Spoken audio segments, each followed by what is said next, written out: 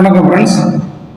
நம்ம big pass வீட்டில் இப்போ நடக்கிற சம்பவங்கள் எல்லாம் நம்ம பார்த்தோம்னா எனக்கு ஒரு சம்பவம் ஞாபகத்துக்கு வருது.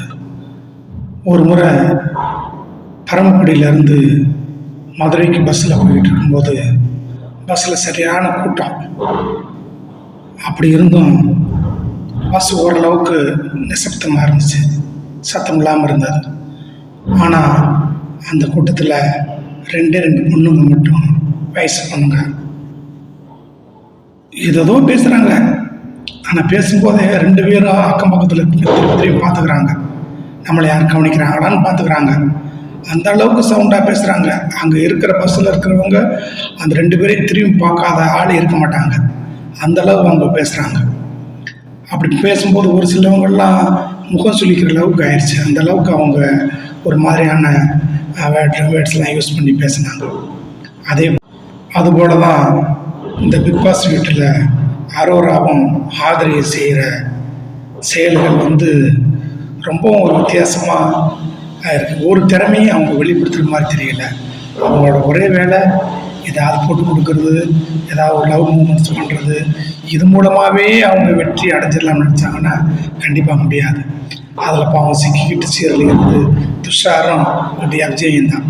அப்படி அவங்களுக்குள்ள ஒரு வித முரண்பாடுகள் இருந்தாலும் ஒருத்தர் மறுபடியும் இணைஞ்சு பயணிக்கிற ஒரு சூழ்நிலை உருவாயிருக்கு. பார்ப்போம், பொறுத்திருந்து பார்ப்போம்.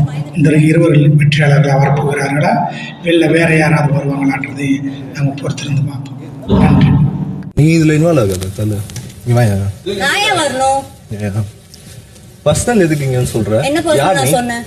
யார் நீ? என்ன பர்சனல் சொன்னேன் நான்? அவகிட்ட என்ன சொன்ன? என்ன சொன்னேன்? என்ன சொன்ன? சொல்லு. நான் எல்லா பொண்ணுங்க போய் கல்யாணம் பண்ணி காலி பண்ணு கேட்டனா? ஊனா இதா பண்ண. ஏய் உன்கிட்ட சொன்னாங்க இல்லையா? என்ன? நீ யாரு முதல்ல? நீ யாரு? ரெண்டு நாள் நான் யோசிச்சல, ஏன் 2 நாள் பேசல நீ கேட்டல. அவன் சொன்ன தப்பே இல்ல, நீ எனக்கு தோணுது. நீ அமைதியா கிளம்பு. ஸ்டார்ட் ஆகும் போது டிஸ்ட்ராக்ட் ஆகிற. இது முடிச்சுட்டு நான் வரேன், இரு. முடிச்சுட்டு வரேன், இரு. நீ யாரு?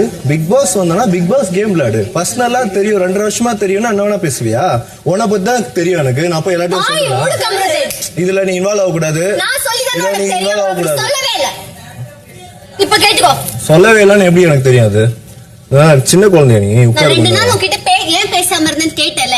அவ சொன்னதை நான் யோசிச்சுட்டு இருந்தேன். இப்ப தோணுது அவ சொன்னது கரெக்டா தான் இருக்கும்னு. அப்படியா? இது நாடகம் கிடையாது, ஓகே? இது என் பர்சனல் லைஃப். நீ கொஞ்சம் அமைதியா உட்கார்.